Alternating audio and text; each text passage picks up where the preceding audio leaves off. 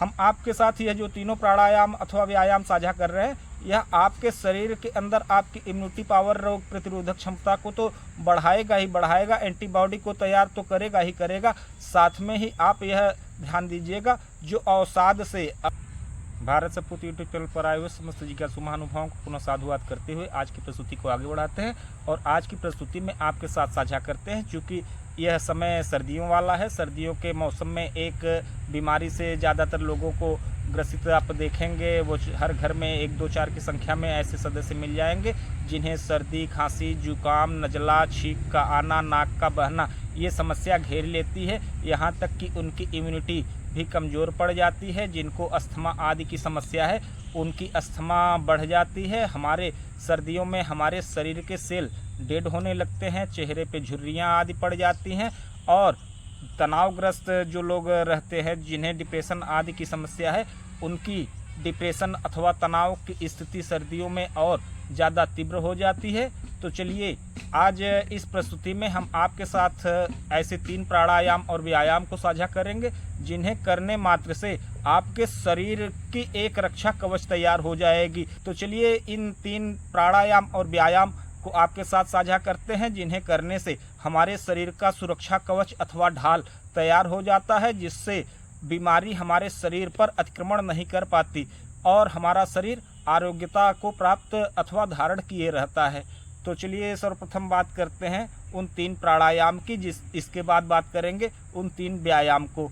तो सबसे पहले हम करेंगे क्या, प्राणायाम के लिए प्राणायाम में हम आराम से, आसानी से, सहज रूप से जिस किसी भी आसन में आराम से बैठ सके सहज रूप से उस आसन में बैठ जाएंगे अथवा आलथी पालथी मारकर आप जैसे चाहें वैसे बैठ जाएं। यदि आपकी अवस्था काफ़ी ज़्यादा है और आपके कमर आदि में कोई समस्या है और आप आराम से आलथी पालथी मार कर नहीं बैठ पा रहे हैं मोटापे आदि या किसी भी कारणों से, तो आप चेयर, कुर्सी, टेबल जिस पर भी सहजता से बैठ सकते हैं उसी स्थिति में आप बैठ जाएं। और यदि आप बैठने में भी असमर्थ हैं तो आप लेटे लेटे भी इस बताए हुए प्राणायाम को कर सकते हैं। तो चलिए इन 3 प्राणायाम को जानते हैं जिन्हें करने से हमारे शरीर का रक्षा कवच अथवा ढाल तैयार हो जाता है, यानी हमारा शरीर एंटीबॉडी तैयार कर लेता है किसी भी रोग से लड़ने के लिए। हर रोग को वो परास्त कर देगा वो एंटीबॉडी। तो वो एंटीबॉडी शरीर में तैयार कैसे होगी, इन्हीं 3 प्राणायाम और व्यायाम के माध्यम से। तो चलिए उन 3 प्राणायाम को जानते समझते हैं और उसका अभ्यास करते हैं और साविधि आपके साथ साझा करते हैं। तो आप किसी भी आसन में अथवा आलथी पालथी मार के सहजता के साथ बैठ जाएं। बैठने के बाद आपको सबसे पहले जो प्राणायाम करना है वो है नाड़ी शोधन प्राणायाम। नाड़ी शोधन प्राणायाम, जैसा कि इसका नाम से ही परिलक्षित हो रहा है, ये हमारे शरीर में स्थित समस्त नाड़ियाँ, हमारे शरीर में जो भी प्रवाहिकाएँ अथवा नाड़ियाँ, धमनियाँ, शिराएँ हैं, ये हमारे शरीर में यातायात, ट्रांसपोर्टेशन का काम करती हैं। यही वो धमनियाँ हैं जिनके माध्यम से हमारे शरीर में की जाने वाली आपूर्ति पूरी होती है। दूसरा कोई मार्ग नहीं है। बाहर से आप अन्न, जल, वायु जो कुछ भी शरीर में धारण करते हैं, इन्हीं प्रवाहिकाओं, इन्हीं धमनियों के माध्यम से शरीर के विभिन्न अंग प्रत्यंगों तक पहुंचता है। यहाँ तक कि हमारे सेल, न्यूरॉन्स आदि तक यही प्रवाहिकाएं ही उन तक संपूर्ण ऑक्सीजन आदि पहुँचाती हैं। तो सबसे पहले हमें अपने नाड़ियों की शुद्धिकरण करनी चाहिए। तो नाड़ियों का शुद्धिकरण करने के लिए नाड़ी शोधन प्राणायाम से बेहतर कोई दूसरा प्राणायाम नहीं हो सकता। आपके शरीर के शुद्धिकरण के लिए भी परम आवश्यक है, अथवा आप प्राणायाम आदि का यदि अभ्यास कर रहे हो तो उसमें भी परम आवश्यक है कि आप सबसे पहले नाड़ी शोधन प्राणायाम करें।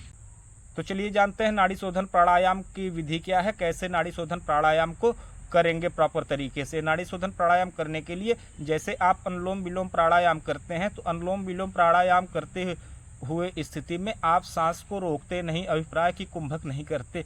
बस यही कुंभक अनुलोम विलोम प्राणायाम में यदि जोड़ दिया जाए तो वह हो गया नाड़ी शोधन प्राणायाम। नाड़ी शोधन प्राणायाम में विशेष ध्यान आपको यह देना है कि सांस को बाहर छोड़ने के बाद भी रोकना है और सांस जब आप अंदर ले जाएं वायु को तब भी आपको कुंभक करना है, यानी सांस को रोकना है। दोनों ही स्थिति में सांस बाहर जाए तब भी, सांस अंदर आए तब भी। तो चलिए इस नाड़ी शोधन प्राणायाम की विधि आपके साथ साझा करते हैं। तो सबसे पहले आप दाहिने नथुने को अंगूठे से बंद करेंगे और बाएं नथुने से सांस को लेंगे और सांस लेने के बाद उस सांस को आप थोड़ी देर रोकेंगे, कुंभक करेंगे यथाबल। बहुत बल हठ मत करिएगा, बहुत नॉर्मली आप जितना देर तक इसे रोक सकें। चूँकि आपको और भी आगे इस आवृत्ति को दोहरानी है तो आप सहज रूप से जितनी देर तक सांस को रोक सके भीतर उतनी देर तक रोकें और पुनः उसके विपरीत दिशा से, माने आप बाएं से ले गए तो अब दाहिने से सांस को आपको छोड़ देना है और फिर दाहिने से आपको सांस भरना है और बाएं से रोकने के पश्चात छोड़ देना है और छोड़ने के पश्चात पुनः सांस को रोक के फिर से सांस, नया वायु, नया ऑक्सीजन धारण करना है। कैसे, चलिए ये थ्योरी बता दी, अब आपके साथ कुछ प्रैक्टिकल करते हैं, कुछ अभ्यास कर लिया जाए इसका। तो सबसे पहले हम अपने अंगूठे से, दाएं हाथ के अंगूठे से दाहिने नथुने को, दाहिने नोस्ट्रिल को बंद कर लेंगे और बाएं नोस्ट्रिल से सांस को शरीर में भरेंगे। कैसे,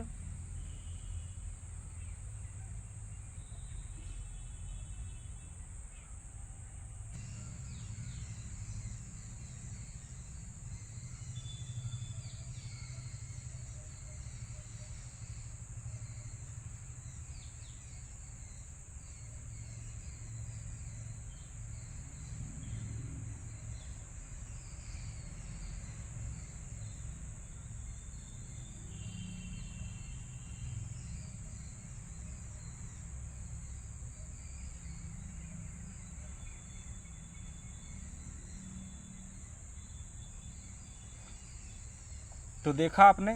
आपको ध्यान ये देना है, जिनका कान बहता हो अथवा जिन्हें हाई ब्लड प्रेशर की शिकायत है वो अनुलोम विलोम प्राणायाम ही करें और बताए गए 3 व्यायाम को लगभग 3-4 दिन अभ्यास कर लें, उसके बाद ही नाड़ी शोधन प्राणायाम करें। क्योंकि इतने 3-4 दिन 5 दिन का जो अभ्यास आप अनुलोम विलोम प्राणायाम और उस व्यायाम के साथ कर लेंगे उससे आपका ब्लड प्रेशर यानी रक्तचाप सामान्य हो जाएगा और जब आपका रक्तचाप सामान्य हो जाए तो आप नाड़ी शोधन प्राणायाम का अभ्यास आरंभ कर दें। आप विशेष ध्यान दीजिएगा, किसी भी प्राणायाम को करने के लिए यह एक विशेष सूत्र आप गांठ बांध लीजिएगा कि जब आप पूरक कर रहे हों यानी सांस ले रहे हों, वायु धारण कर रहे हों, तो सांस चाहे आप जैसे ले, फोर्सफुली लें, तीव्रता से, शीघ्रता से ले लें, कोई बात नहीं। पर आप जब रेचक कर रहे हों यानी सांस छोड़ रहे हों तो उस समय आपको अपने सांस को नियंत्रित करके, यानी जो वायु बाहर आ रही है वो तीव्रता और शीघ्रता के साथ बाहर ना आए, वो वायु आपके कंट्रोल में धीरे धीरे सनह सनह बाहर आए और रोकने के बाद आप फिर सांस को भरें। भरने में शीघ्रता कर लें, कोई बात नहीं। तो यह विशेष ध्यान आपको देना है कि छोड़ने में शीघ्रता नहीं होनी चाहिए, सांस लेने में भले शीघ्रता कर लें। तो चलिए अब बात करते हैं दूसरे प्राणायाम की। वो दूसरा प्राणायाम कौन है? जो कि हमारे शरीर की एंटीबॉडी को तैयार करेगा और स्ट्रांग करेगा हमारी इम्यूनिटी पावर को, रोग प्रतिरोधक क्षमता को, जिससे कि हमारा शरीर अन्य रोगों से लड़ सके और हमारे शरीर में जो पहले से विद्यमान रोग हैं उन्हें भी वो जड़ से मिटा सके। ऐसे कैपेबिलिटी हमारे शरीर की स्वतः ही बन जाए। तो चलिए वो दूसरा प्राणायाम आपके साथ साझा करते हैं। हम आपके साथ यह जो तीनों प्राणायाम अथवा व्यायाम साझा कर रहे हैं, यह आपके शरीर के अंदर आपकी इम्यूनिटी पावर, रोग प्रतिरोधक क्षमता को तो बढ़ाएगा ही बढ़ाएगा, एंटीबॉडी को तैयार तो करेगा ही करेगा। साथ में ही आप यह ध्यान दीजिएगा, जो अवसाद से अथवा निराशा से घिरे हुए लोग हैं, तनाव से घिरे हुए लोग हैं, अथवा जिन्हें साइनस आदि की समस्या है, जिन्हें सर्दी खांसी जुकाम इस्नोफिलिया आदि की समस्या अक्सर बनी रहती है, उनके लिए यह रामबाण प्राणायाम है। मानसिक तनाव से ग्रस्त किसी भी व्यक्ति के लिए, डिप्रेशन से ग्रस्त किसी भी व्यक्ति के लिए बहुत ही लाभदायक है। लाभदायक तो खैर ये तीनों प्राणायाम है। ये तीनों प्राणायाम यदि एक साथ किए जाएं और इनके साथ ये जो हम 3 व्यायाम बताने वाले हैं ये व्यायाम कर दिए जाएं तो यह मेरा दावा है कि शरीर में कैसा भी रोग हो वो तो छोड़ के जाएगा ही जाएगा और शरीर में पुनः रोग वापस नहीं आएगा, यदि इसे अपने डेली वर्कआउट में शामिल कर लिया जाए और इसका अभ्यास निरंतर किया जाए, दिन में कम से कम 2 बार, सुबह और शाम।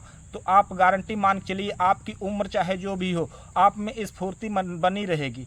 ठंडियों के जिस किसी भी प्रभाव से सर्दी, खांसी, जुकाम, नज़ला, साइनस, स्नोफिलिया आदि समस्याएं बनती हैं, इन समस्याओं को ये जड़ से नष्ट कर देता है। हमारे मस्तिष्क के एंजाइटी वगैरह के, तनाव वगैरह के, जो कोई भी डिप्रेशन वगैरह के, अवसाद के जो भी समस्याएं हैं, इस एक प्राणायाम से अपने आप नष्ट हो जाते हैं। कफजन्य कोई भी बीमारी अथवा समस्या हो, वो भी इस प्राणायाम से नष्ट हो जाते हैं।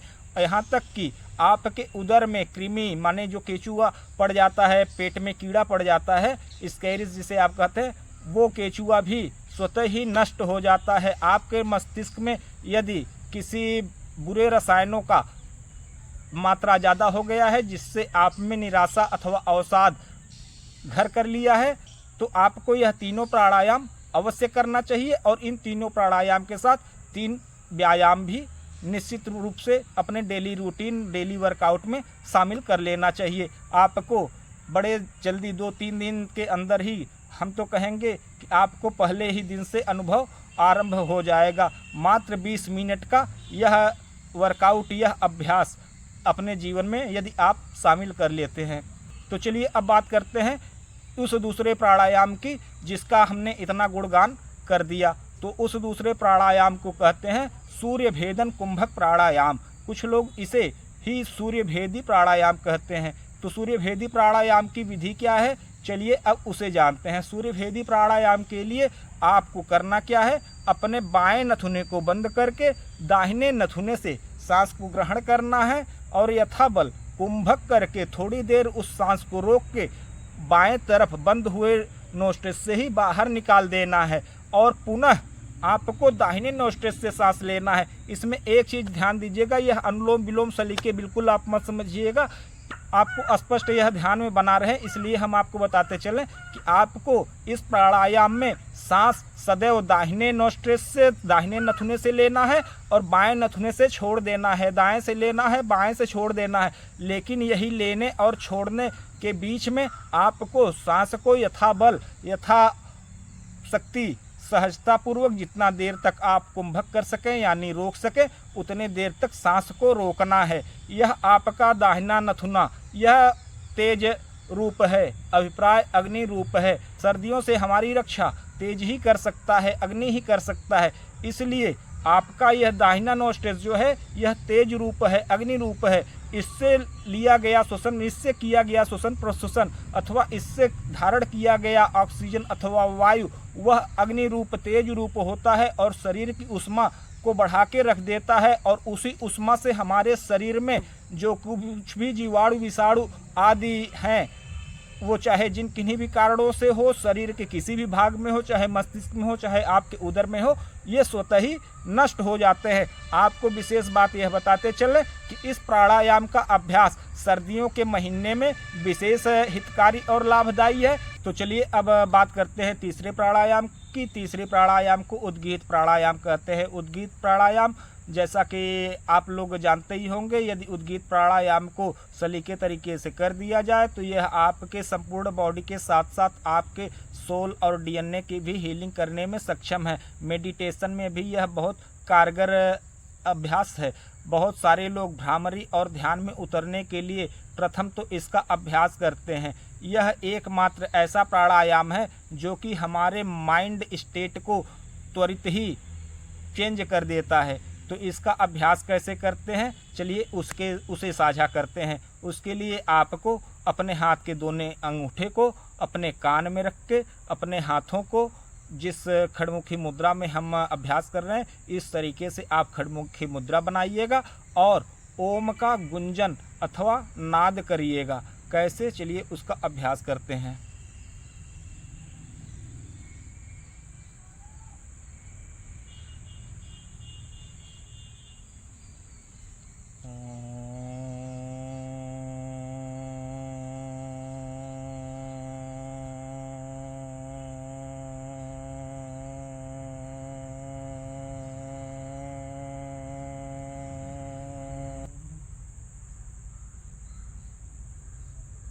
इस सलीके से ध्यान रहे कि जब आप उद्गीत प्राणायाम का अभ्यास कर रहे हो तो आपका चेहरा प्रसन्नचित्त होना चाहिए। जिससे प्रसन्नचित्त मुद्रा में जो रसायन आपके शरीर में उत्पन्न होते हैं वही रसायन आपके अवसाद और निराशा को नष्ट करने में सक्षम है और आपकी बॉडी की हील कर देते हैं। जब आप ओम का नाद अथवा गुंजन करते हैं तो उस ध्वनि में आप ध्यान दीजिएगा। उस ध्वनि से हमारा संपूर्ण शरीर ध्वनि युक्त हो जाता है। कुछ तरंगों को आप शरीर में महसूस करने लगेंगे। हृदय स्थान पे हाथ लगाएंगे, हृदय स्थान पे, उदर स्थान पे हाथ लगाएंगे, उदर स्थान, मस्तिष्क में भी आप इस ध्वनि का कंपन, इसकी तरंगों को अनुभूत कर सकते हैं। तो यही इस ध्वनि की तरंग और कंपन आपके संपूर्ण बॉडी की हीलिंग कर देता है और आपके मन को शांत कर देता है। आपकी मानसिक स्थिति को यह बदल देता है। आप में आए हुए निराशा और तनाव से यह आपको मुक्त करा देता है।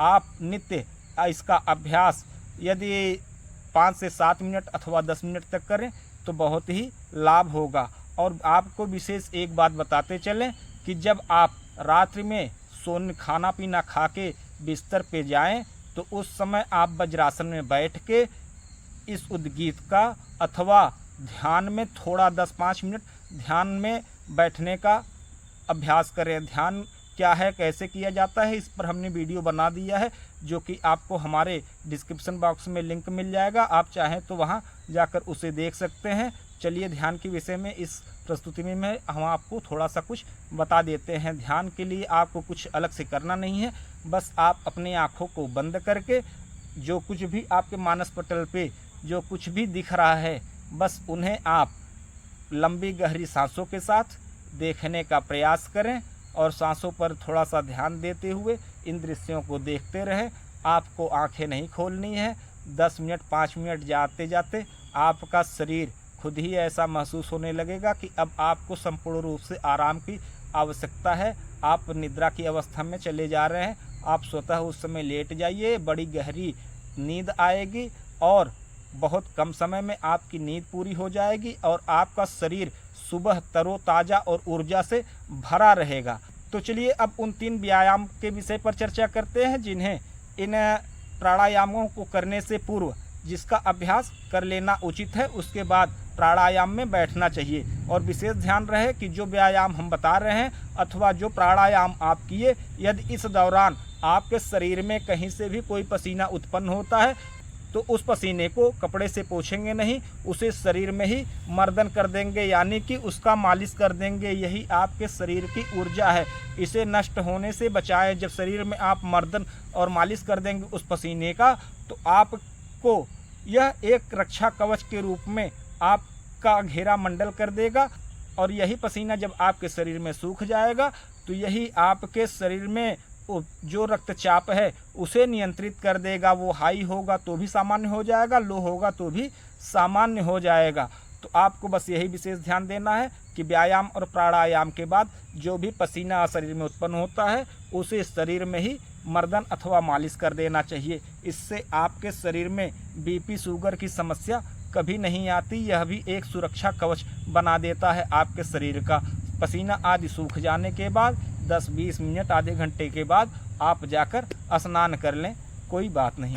तो चलिए अब उन 3 व्यायाम को आपके साथ साझा करते हैं जो कि हमें बताए गए 3 प्राणायाम से पूर्व ही करने हैं।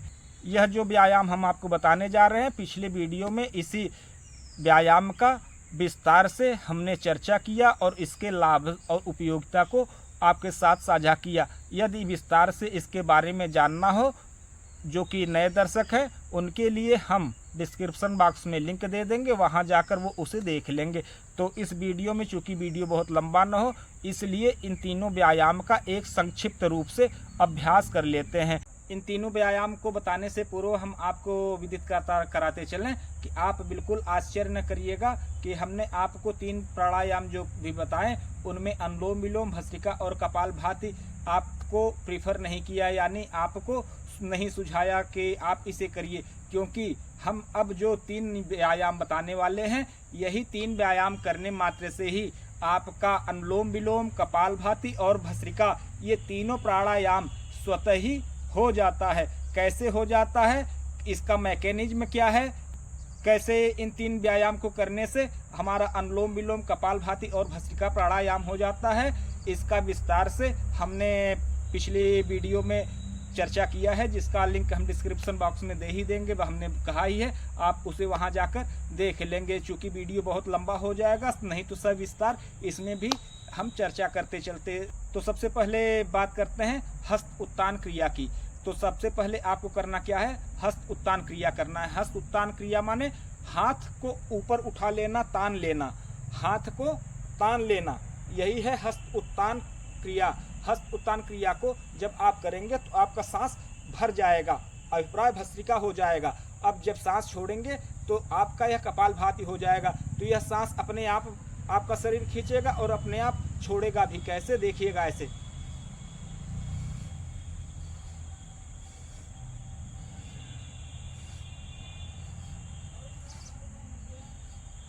इस तरीके से सांस भरते हुए हाथ को ऊपर उठाइएगा और सांस छोड़ते हुए हाथ को नीचे ले आइएगा। अब चलिए दूसरे व्यायाम की बात करते हैं। दूसरा व्यायाम अथवा क्रिया कौन सा है? दूसरे व्यायाम को कहते हैं चक्रपाण क्रिया। चक्रपाण क्रिया करने के लिए आपको अपने हाथ के दोनों हथेलियों को, एक को पीछे और एक को सूर्य के सामने आगे रखना है और इसे चक्र की तरह, सुदर्शन की तरह घुमाना है अपने हाथ को। कैसे, ये देखिए। हम थोड़ा सा और पीछे जाएं।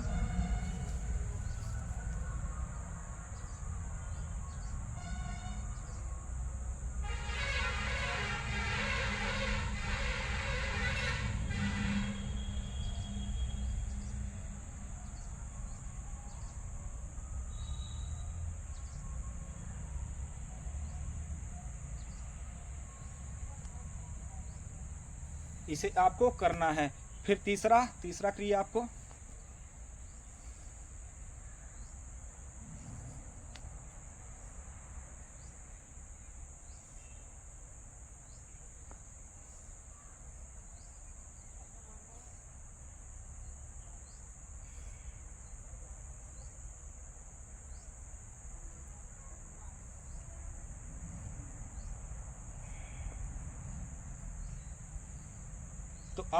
तो आप इस विधि से योग का अभ्यास करिए, बहुत ज़्यादा लाभ होगा आपको।